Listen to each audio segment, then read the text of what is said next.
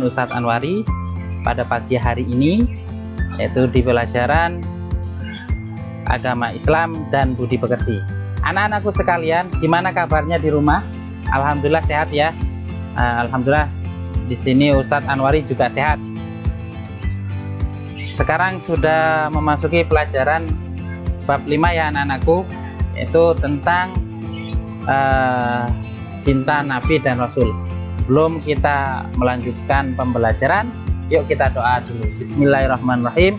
Rabbi shrah li sadri wa yassir li amri wahlul 'uqdatam min lisani yafqahu qawli. Birahmatika ya arhamar rahimin. Anak-anakku sekalian, di sini Ustadz ditemani dengan siapa? Ayo? Ditemani dengan sapi. Yaitu sekarang pelajaran 5, cinta Nabi dan Rasul. Nabi dan Rasul adalah utusan Allah Subhanahu wa Ta'ala. Mereka mengajar akhlak mulia agar manusia hidup selamat dan bahagia dunia akhirat. Ya, Nabi dan Rasul adalah utusan Allah. Ya, Pi ya. Iya. Jadi Nabi dan Rasul adalah utusan Allah, anak-anakku sekalian. Mereka mengajar akhlak mulia. Akhlak mulia seperti contoh apa ya Ustadz? Ya, kalau berjalan, kalau ada yang lebih tua, ya di bawah kita bilang permisi. Terus kalau kita kepada orang tua tidak boleh suaranya keras atau marah-marah kepada orang tua, itu tidak boleh. Itu namanya akhlak yang kalau marah-marah dengan bersuara keras, itu namanya akhlak yang tercela. Ya, harus dengan baik dan harus dengan perilaku yang sopan kepada orang tua, kepada teman-teman, dan kepada orang lain, agar manusia hidup selamat dan bahagia di dunia akhirat. Jadi kalau kita akhlaknya bagus, ya, akhlaknya bagus, dan akhlaknya bagus, insya Allah dia akan selamat. Selamat di mana aja? Selamat di dunianya dan di akhiratnya. Seperti itu anak-anak sekalian. Lanjut, kita nyanyi yuk. Jalan masuk surga, ya, nada lagu satu-satu. Aku sayang ibu. Bisa Pi? Bisa Ustaz. Oke, Pi mulai. Satu-satu, aku cinta Allah. Dua-dua, cinta Rasul. Tiga-tiga, cinta orang tua. Satu, dua, tiga, jalan masuk surga. Oh, sapi bisa. Hore. Nah, sapi pinter ya. Ya, anak-anak di rumah juga pinter, dia sudah bisa ya. Satu-satu, aku cinta Allah anak-anakku. Dua-dua, cinta Rasulullah, ya, cinta Rasul. Tiga-tiga, cinta orang tua. Ya, jangan lupa ya, kita harus cinta kepada orang tua, mematuhi orang tua. Kalau orang tua menyuruh kita, maka kita harus langsung mematuhinya atau mengerjakannya, ya, langsung mematuhinya dan mengerjakannya, bergegas, ya, seperti itu. Jangan suka malas, jangan bilang nanti Bu, nanti capek. Ya, langsung bergegas. Biar apa? Biar orang tua kita senang dan Allah senang. Kalau kita dicinta Allah, maka kita dicinta. Kalau orang tua kita cinta kepada kita, Allah juga cinta kepada kita. Ya, biar kita dicintai oleh Allah dan para Rasul dan kedua orang tua.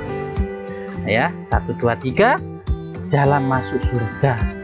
Tanya anak-anakku sekalian, kalau kita cinta Allah, maka Allah akan memberikan surga.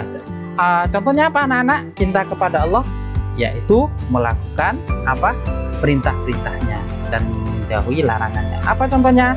Sholat 5 waktu dikerjakan, ya, sholat 5 waktu, puasa, ya, terus zakat.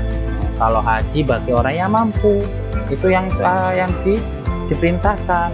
Tidak melakukan kemaksiatan, harus menjauhi menjauhi yang dilarang, contohnya berkata yang kotor, ya, suka marah-marah, ya, terus mencaci maki, itu tidak Allah tidak senang. Ya, biar kita berlaku yang baik, insya Allah Allah akan cinta kepada kita. Dua-dua cinta Rasul, dua-dua cinta Rasulullah. Yang kedua cinta Rasulullah, ya, yaitu cinta Rasul. Biar apa? Kita mendapatkan syafaatnya. Sering-seringlah kita anak-anakku sekalian membaca sholawat kepada beliau. Biar apa? Kita mendapatkan syafaat dari beliau dan kita bersama-sama masuk surga besok. Oke? Siapa yang mau masuk surga? Saya, Ustaz. Oh, Sapi mau masuk surga, ya? Sama-sama ya, anak-anakku sekalian. Iya, Ustaz. Aku mau masuk surga sama teman-temanku. Oh iya, Pi, ya. Dah, kita selalu bersolawat, apalagi hari Jumat, untuk banyak sholawat, insya Allah kita dapat syafaat Rasul, kita sama-sama masuk surga.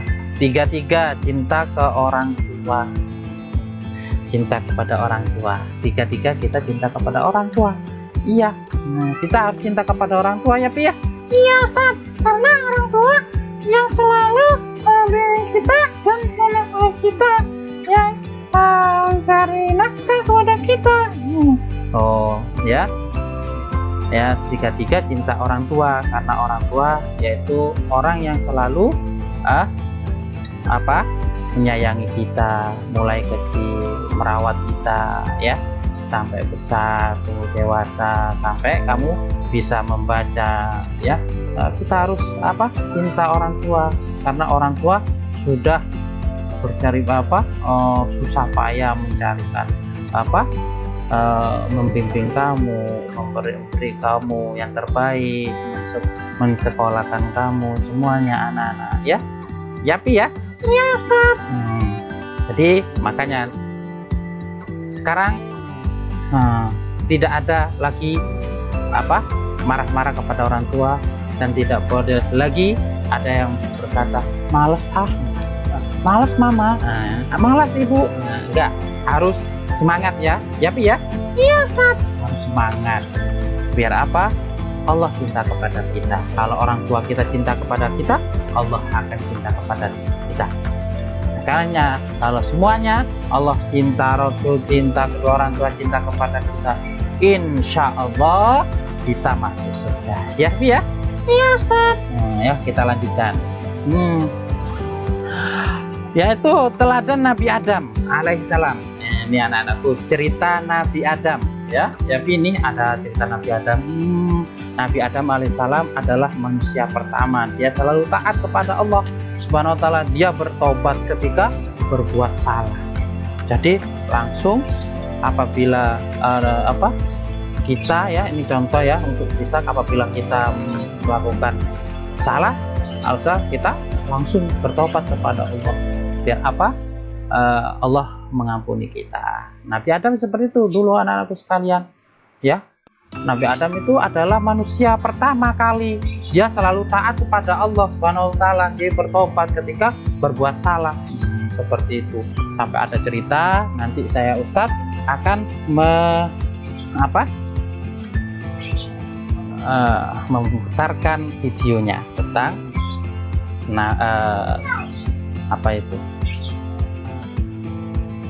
tentang cerita Nabi Adam.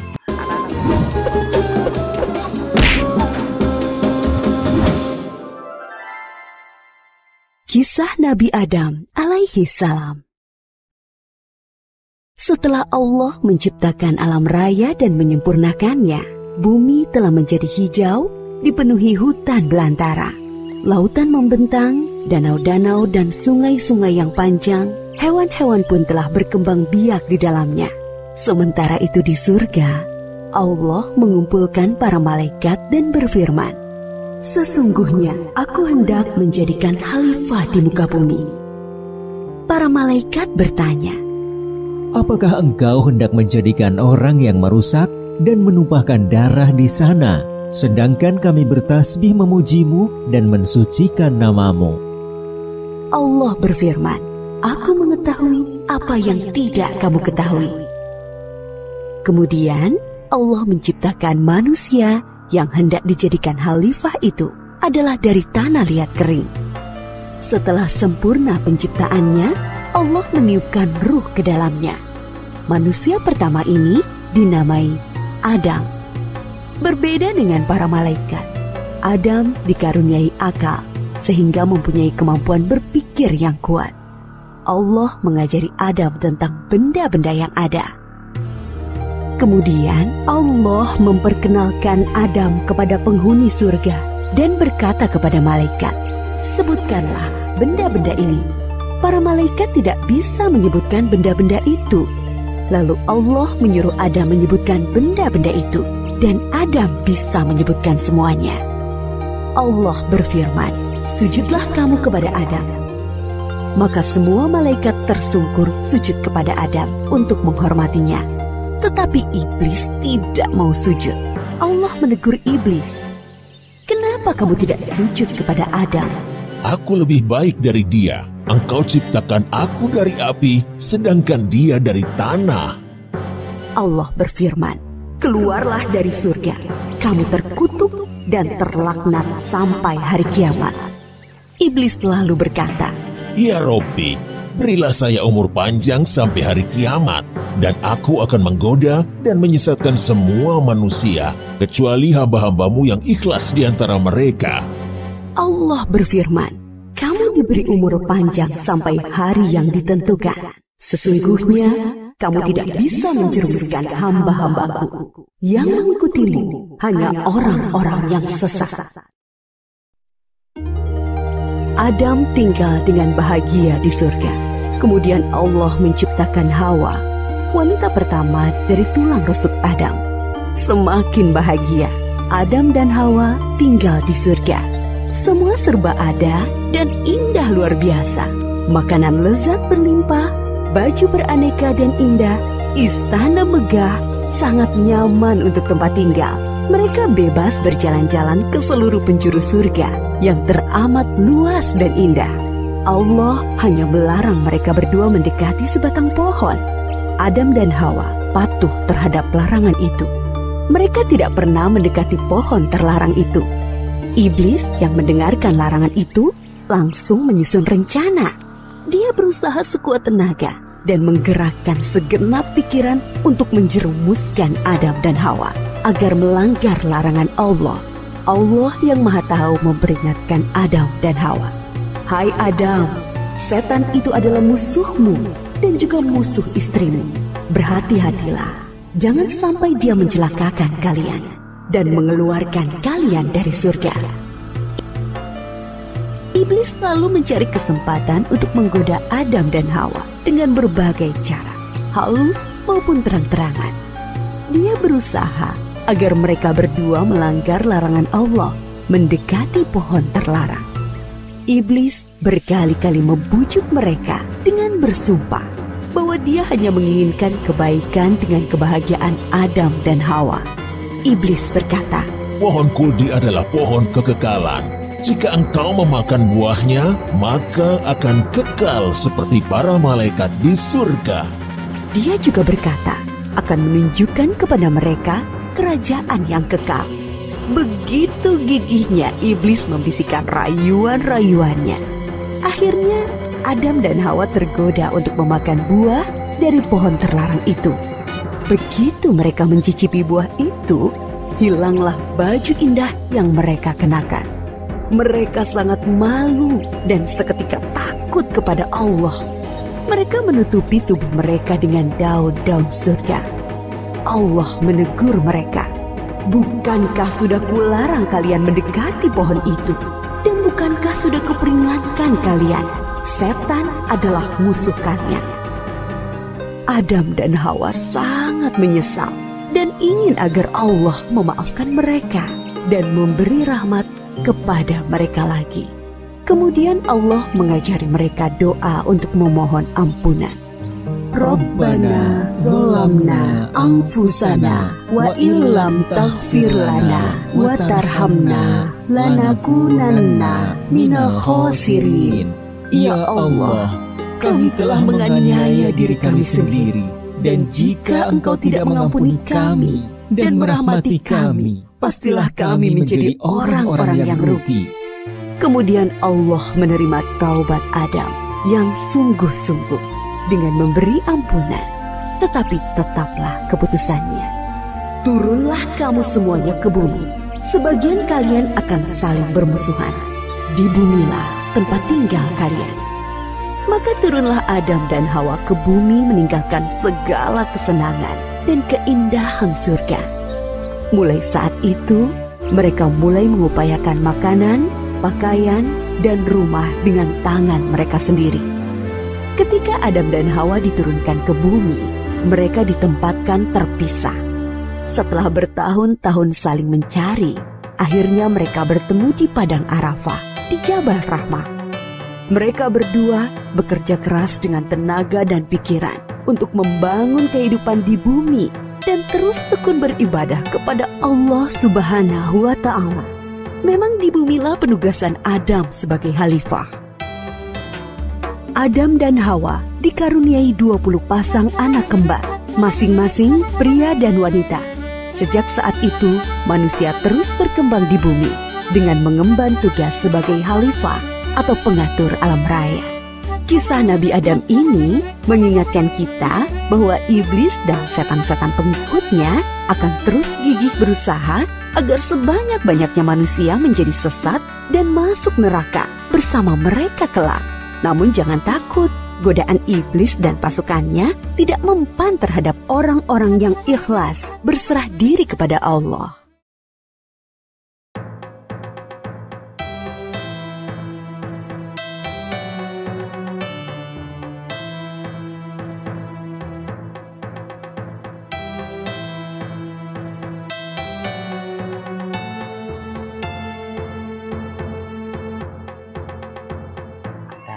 Anak-anakku sekalian, ini Nabi Adam adalah kisah teladan Nabi Adam adalah Rasul utusan Allah, ya.